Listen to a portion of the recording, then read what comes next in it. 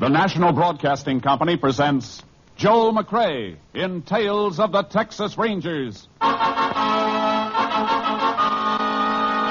Tonight, transcribed from Hollywood, another authentic reenactment of a case from the files of the Texas Rangers.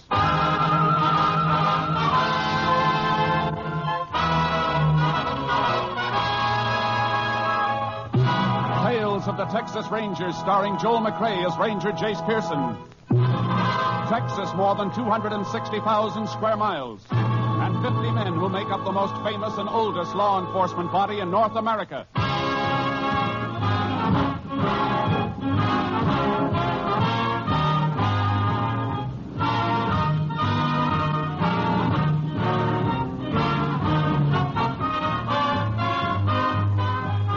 Now, from the files of the Texas Rangers come these stories based on fact. Only names, dates, and places are fictitious for obvious reasons. The events themselves are a matter of record.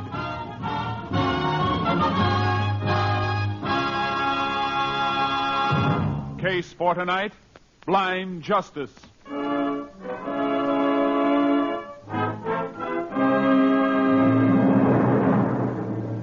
It is 5:45 a.m., March 6, 1940. Pete Salverson, owner of a roadside cafe in West Texas, is opening for business. As he sweeps up in the kitchen, he hears a sound outside the back door. Somebody out back there? That you, Charlie? Well, what's the matter, boy? Where'd you come from?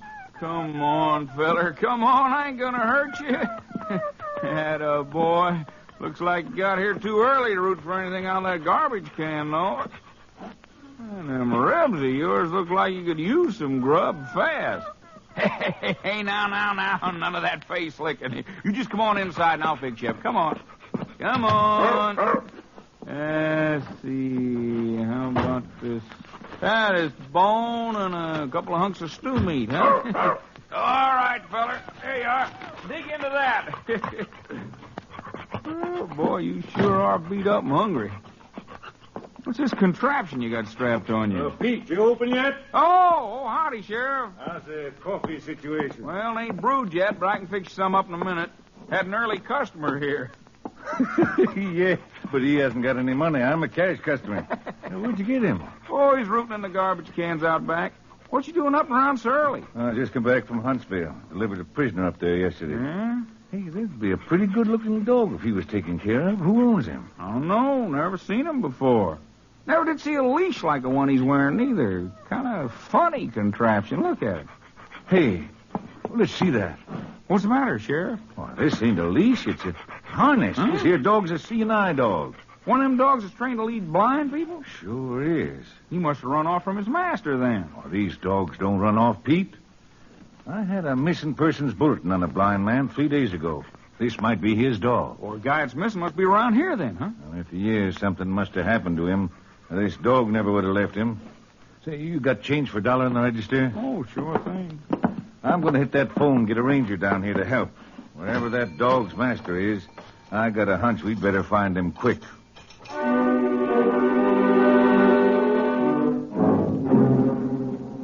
Less than 1 hour after the sheriff's appeal for help, Texas Ranger Jace Pearson joined him at Pete Salverson's roadside cafe.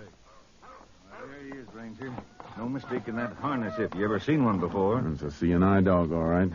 You say you found him outside this morning, Salverson? Yeah, half starved, like you can see. Been a good 3 or 4 days since he's eaten from the looks of him. Easy, boy. Come here. Nobody's going to hurt you. Oh, I'm sorry, fella. It's really sore, isn't it? He's had a bad time, Sheriff. Got a pretty hard clip on the head. Must have been knocked out. Since then, he's traveled through some rough country, and Lechuguia's got him all sliced up. Footpads are sore from walking. Yeah, but ever since Pete fed him, he's been yowling to get out of here. Reckon he'll be able to lead us back to his master? He'll try if he can make it. He'll have a better chance if a veterinarian works him over first. Where's the nearest one? Foreman at the Wolverine Ranch is a vet. Want to take him out there? Yeah. Meanwhile, you better get yourself a horse. I'll leave my horse trailer here until I get back. You can load your mount in with my horse charcoal. It's a double trailer. What makes you think we'll need horses? And the country this dog came through isn't the kind we'll be able to get through in a car, and he came too far for us to follow on foot. Lost dogs sometimes head for home, Jace. Missing persons bulletin came from Ozona in Crockett County. Dog may be headed for there. Only way we'll find out's to follow him. If he heads any other way, it'll be back toward the man he's been trained to take care of. I'm figuring that'll be in a southerly direction from here. Well, how do you know that? All barren country that way, full of lechuguilla. If he came such a long way from any other direction, he'd have run into a town or a ranch and been found before this. I reckon I'll buy that. That makes sense. Get your horse. I'll meet you back here, and we'll drive as far south as we can cross-country and then turn this dog loose and follow him.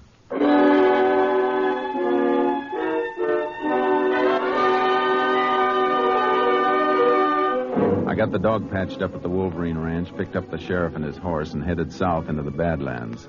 We switched from car to our horses and turned the dog loose. He circled around for a moment, got his bearings, and then, despite the soreness of his body, started into a limping run. He's heading south, all right, Jace. Must be going to his master. Beats me why he went all the way to Pete's place, though. He had to go someplace for help, but the only thought he gave to himself was just stopping long enough to be fed before he headed back here. How far do you reckon we'll have to go? Well, we came 14 miles by car before the dirt road petered out. He came a lot farther than that. Might have taken him a couple of days. Well, we'll have to stop him at night. If he keeps going that long, and time off. We better make sure we can catch him before dark so he don't get away from us altogether. Chances are he'll wait for us. After all, we're the help he came after. If he doesn't, we'll be able to follow him anyhow. In the dark? Yeah. I treated his collar with some phosphorus paint. Hey, whatever made you think of that? Trick my father taught me a long time ago. He had an old hound dog, great hunter. Got a throat injury and couldn't sound off. Glowing collar made up for it. Well, like they say, we live and learn. Hey, look. Look where the dog's cutting, up in the foothills. Yeah. That's Ambush Canyon that way, isn't it? Sure is. Say, no wonder that dog's so beat up. I wouldn't tackle this country in an army tank if I didn't have to. I wonder if that blind fellow'll be alive when we find him. I don't think so, Sheriff. If he was alive, I don't think the dog would ever have left him.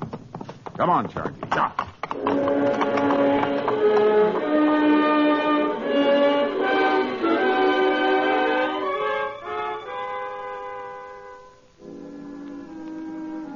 What kept that dog going, I'll never know. We hit stretches where we had to lead the horses on foot. It was toward sundown of the second day when the dog caved in.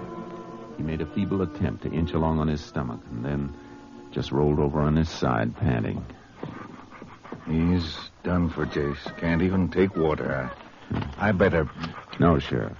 Put your gun away. But, Jace, he couldn't move another inch if he wanted to. I'll carry him with me on charcoal. Man'd be mighty lucky if he could find a human being that'd go this far for him. He'd never have led us this far back if you hadn't had the vet work on him. Well, what do we do now? Keep on going, I guess. If his master is in here, he must have left some trail. We'll keep cutting through till we find marks. Jace, now, how would a blind man get into this country and why? I don't know. But if he wasn't here, the dog wouldn't have been here either. We better move on till we find a good spot to make camp. These horses need some attention on the night of rest, too. Meantime, maybe I can do a little doctoring on the dog. Won't do any good, Jace. All you'll need's a pack shovel. He just stopped breathing. He's dead.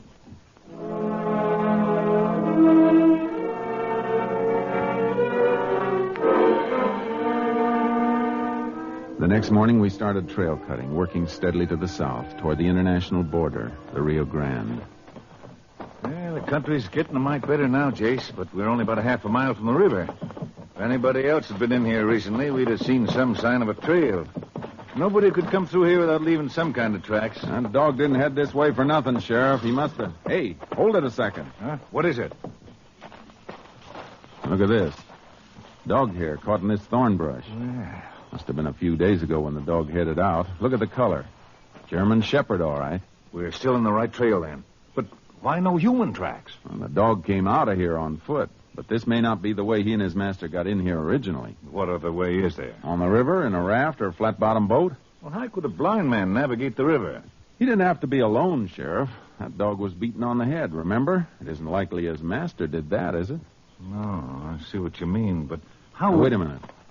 Look up ahead there, along the side of the ridge, about a quarter of a mile. Yeah, looks like part of the rock and the earth have been scooped out. Must have been a little landslide. Not on a rock facing as solid as that looks. What do you suppose it is, then? Let's find out.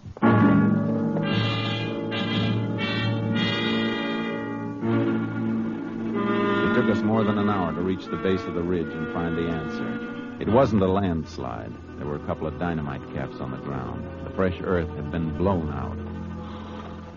Two men, all right, Jace. Signs of tracks held tight in this fresh earth. Dog tracks go right along with the one set. That was the blind man. Yeah, another mark running in with those tracks, though. Little round hole in the ground every few steps. The blind man must have had a cane, too.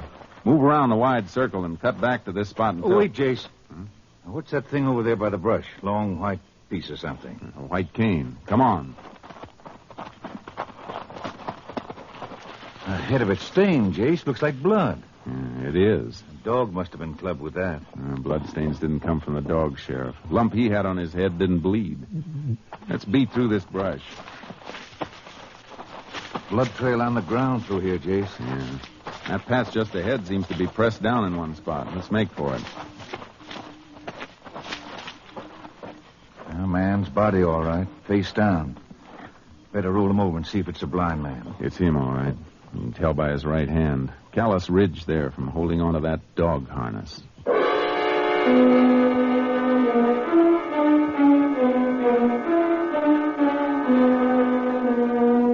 I took the white cane and the dynamite caps and rode along the shore of the river to the nearest town. Called Austin to fly a lab man down and arrange for a boat to pick up the sheriff and the body. I was in the local constable's office 24 hours later when the body was brought into town. Well, body's over at the undertaker, Jace. Good. Constable told me you were in here looking over a report from your lab man. Yeah. No lead on the dynamite caps, but we learned plenty from the cane. 2 sets of prints, one unidentified. Must have been the blind man's. What about the other set? Man who left the other set had a criminal record. Name was James Waterman. Got out of Huntsville 6 years ago. Waterman? Say, I remember that name. You ought to remember it. He pulled 10 years for armed robbery. $40,000 payroll stick-up back in 24. Money never was recovered. I wonder why he killed that blind man. And why was he blasting in the face of that rock ridge? Something we'll ask him when we get him. Oh, was the lab man at the funeral home when you brought the body in? Yeah, he's going over it now. Want to get some grub while you're waiting for him to finish? Yeah. He'll take prints off the body to compare with the ones he lifted from the cane. He'll have identification established by the time we get through. Good. Let's go. I'll be glad to eat something I haven't had to cook myself. You know, funny thing. We started off so fast after that dog turned up the other day, I never did check that missing persons bulletin for the blind man's name. His name was Joseph Wilson. Lived in a rooming house in Ozona, operated a newsstand. Landlady reported him missing when she didn't see him or the dog for 2 days. There is a cafe across the street. Good.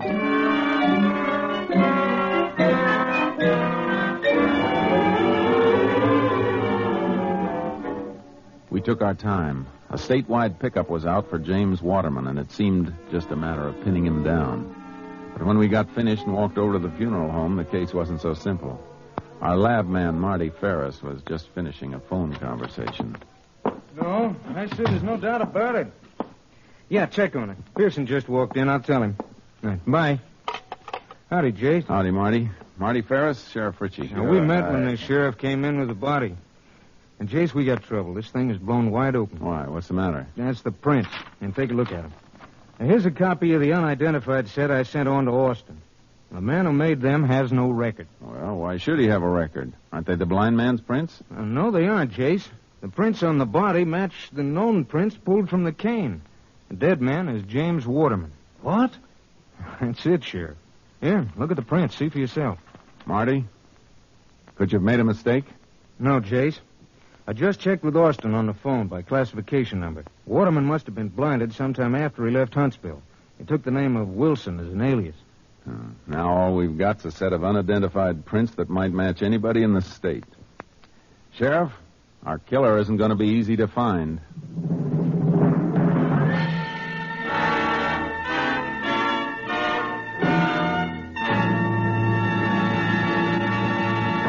You are listening to Tales of the Texas Rangers, starring Joel McCrea as Ranger Jace Pearson. We continue now with tonight's case, Blind Justice, an authentic story from the files of the Texas Rangers.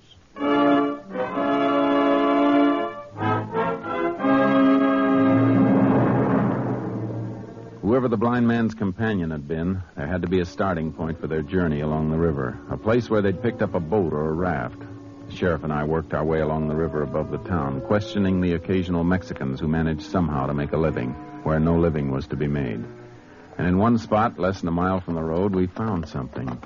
Can see it clearly now, Jace. Yeah, impression of a flat-bottomed boat on that mud flat. Had to be dragged quite a ways to the water. Not many days ago either. Ooh, boy.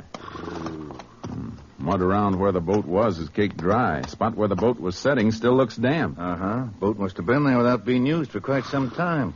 River's been way down for more than a year. A little smoke coming up from behind those trees. Must be a Mexican hut. Whoever's there might own the boat. Let's ask him. Get up, Charlie. Up, boy. Tacos cooking. Smell them? Yeah. Smell something else, too. Chicken frying. There's a place. I can see it now. Pretty high class for River Hut. Looking back, chicken coop. Kind of new, too. Coop wire, I mean. Hasn't been up very long. A woman out in front of the place. Well, she sees us. Buenos dias, senor. Oh, buenos dias, senora. Ooh, Charlie. Oh, boy. Maybe you can help us out, senora. We'd like some information about a boat that was out on that mud flat until a few days ago. I never see a boat there, senor. You never saw one there. What made that impression in the mud, then?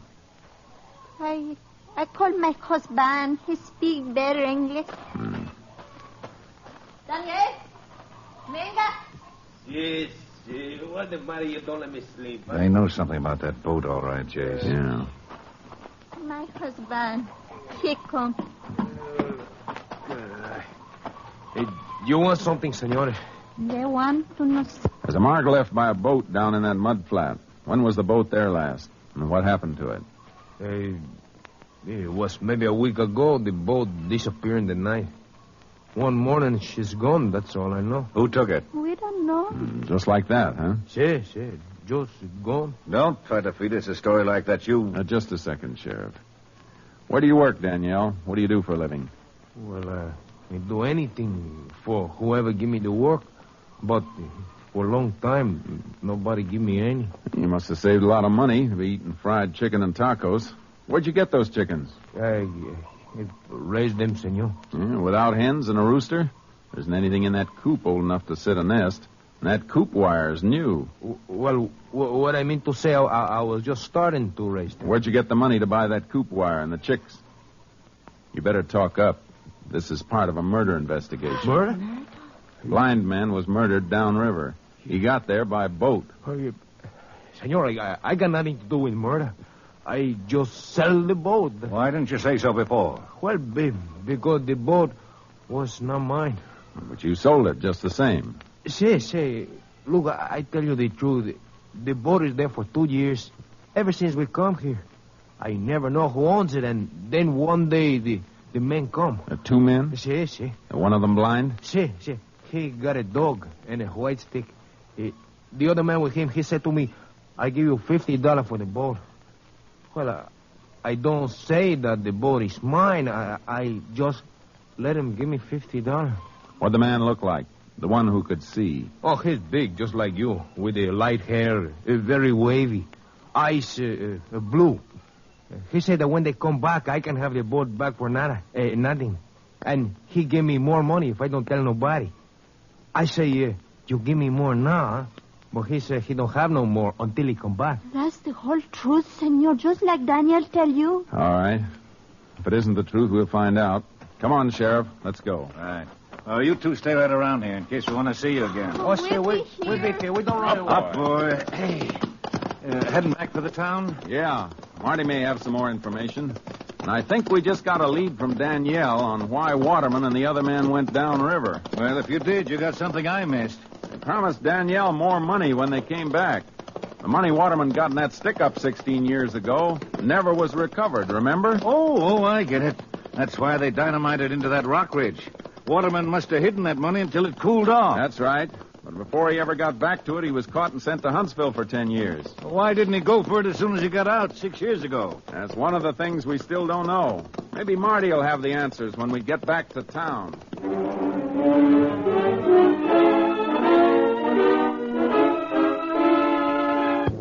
Marty had the answers, all right. Reports from Austin that had come in while we were on the river. I made notes on everything, Jace, if you can read my writing. Thanks. That checkback shows that Waterman lost his sight 3 days after he left Huntsville 6 years ago. Now, it's hard to run down because he didn't have to report to anybody. He'd served his full term, no parole. I see. Happened in a highway accident, huh? Yeah, I caught a lift on a gasoline truck, went over an embankment and caught fire. The driver was killed, Waterman blinded. Near Sonora. That means Waterman was headed this way from the pen. He was going straight for that money, Sheriff. But losing his sight stopped him. But why did it take him 6 years to move for it again? He had to find somebody to help him. A man with a load of stolen money hidden away doesn't trust many people. He finally trusted somebody. And got killed for it. I'm going to take a ride to Ozona. It's out of your county, Sheriff, but it's your case. You want to come along? You bet I want to come along. Let's go.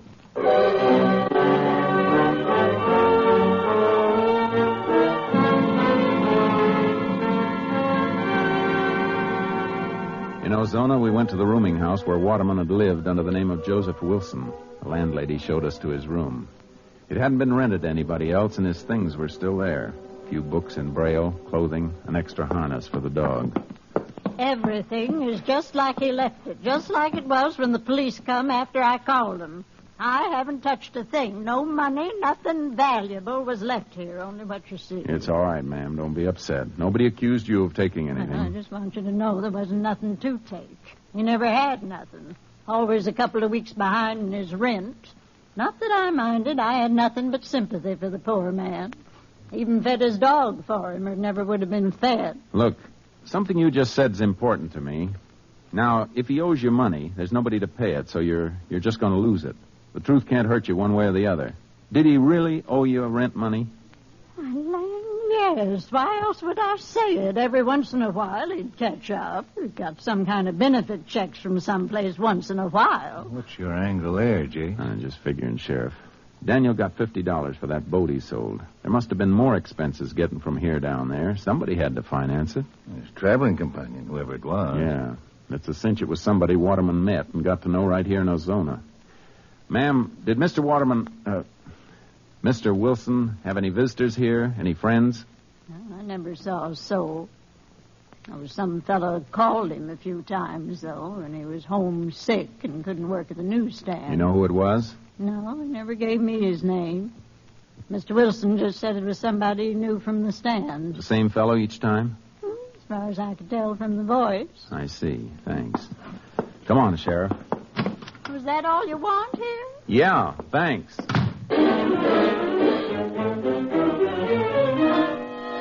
We located the place where Waterman had had his newsstand, a main intersection near a bank, a restaurant, an office building, and a medical and professional building. Somebody else was running the stand now. We staked out in my car across the street. Looking for somebody fitting the description Danielle gave us? That's right.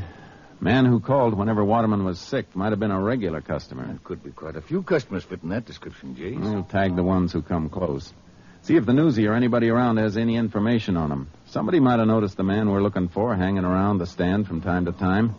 If he knew Waterman well enough to call his rooming house, he knew him well enough to stop for a talk. You're right, of course, but this kind of waiting wears me out. It's the dullest part of the job, Sheriff, but sometimes it's the part that pays off.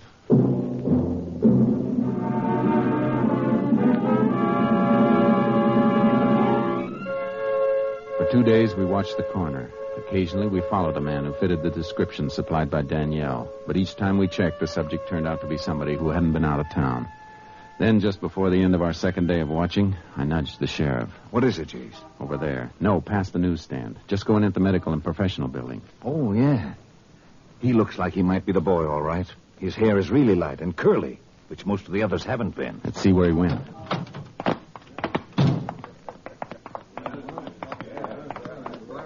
Oh, wait a minute. He's still in the lobby. There by the elevator.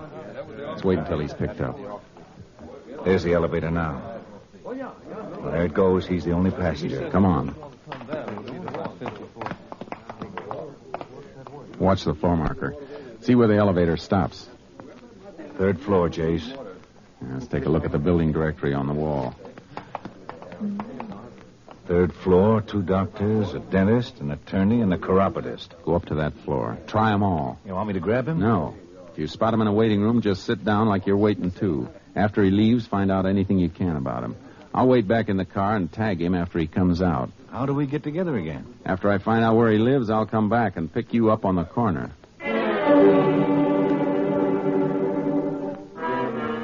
I waited for the man with the light curly hair. He came out of the building in 20 minutes. I started my car away from the curb slowly, keeping him in sight. He turned the corner and got into a car of his own, drove to an apartment building. I noted the address and then went back and met the sheriff. I hope you didn't lose him, Jace. I think he's the one we want. Why? What'd you get? He was in to see a doctor. Had a dressing on his arm changed. Doc said he's a regular patient who's been away on vacation. Been out of town, huh? Yeah, but that isn't all. It's what he's being treated for that ought to make you sit up. Dog bite. Dog bite? I thought that shepherd might have gotten to the killer just once before he was knocked out. Let's go visit him. I know the apartment building he lives in. You get his name from the doc? J.B. Rowland works on the local newspaper. Reporter? No, has charge of distribution and circulation. Also takes care of the morgue, back issue files. Oh, that'd put him in touch with Waterman on the circulation end. And his taking care of the back issues might fit, too. That might have told him who Waterman really was. Hey, that's right. Fishing through some old back issues, he might have read about the robbery and Waterman's conviction. Maybe seen a picture of Waterman and recognized it. That'd make him get friendly. He'd know the money was never recovered and that Waterman didn't have it on hand, or he wouldn't be running a newsstand and living like he did. You think he told Waterman what he knew and finally talked him into a deal? Or do you think maybe he forced him into it? When we see him, we'll ask him.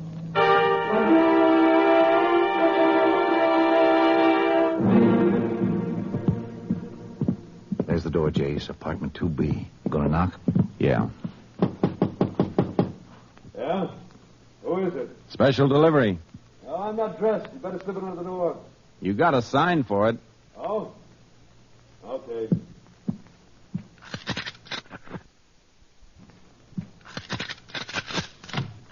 Oh, have you got a pencil? All right, Roland. Open it all the way. I'll open it. I'll open your skull. Watch him, Jace. Stay away from that desk. You're not taking me. Give me that gun. Oh, my arm. Yeah. Same arm Waterman's dog chewed on, huh? I don't know what you're talking about. No, just the same you went right for a gun. Brand new gun at that. Like you were expecting you might have trouble. Come on, get up. Why'd you kill him? You want all the money instead of a split? Money. Money. Yeah, where's the money? What'd you do with it? What did I do with it? I worked on him for months until he trusted me. Then we went down to the river, but we couldn't find the place. Couldn't remember all the landmarks. He couldn't see, and after 16 years, he couldn't remember. He couldn't remember. I went crazy. I planned on it so much, I went crazy, that's all. If I had the money, I could have gotten away. Without the money, I had to come back here so they wouldn't be looking for me. All right, Roland. Go get some clothes on. Looks like that 40,000 is really gone for keeps, Jace. Yeah. Buried in a rock ridge somewhere near the Rio Grande. That's money that never bought anybody anything. I feel sorry for that dog, Jace, breaking his heart and dying like he did. Funny thing about a dog never passes judgment. He just sticks right to the finish, whether you're good or bad, worth it or not. I'll help Roland get a jacket on. Then we can take him in.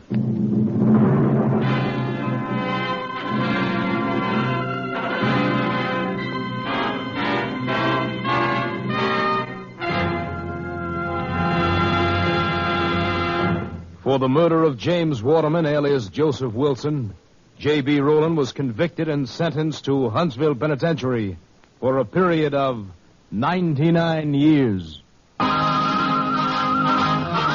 Next week, Joel McCrea in another authentic reenactment of a case from the files of the Texas Rangers.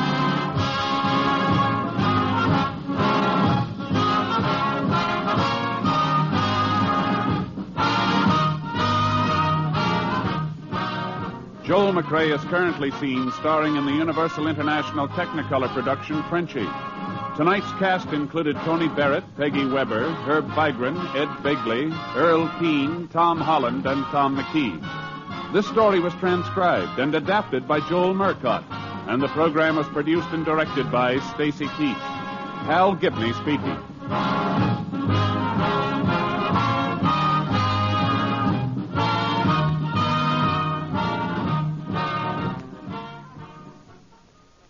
3 chimes mean good times on NBC. Tomorrow night, NBC will present Parallel 38, a dramatization of the work of the Red Cross during the current crisis, with Raymond Massey in the starring role. Brigadier General David Sarnoff will explain the needs of the Red Cross during the 1951 fund campaign. So listen tomorrow to Parallel 38 and let your heart guide your hand when you give to the Red Cross. The Telephone Hour welcomes UC Bierling tomorrow on NBC.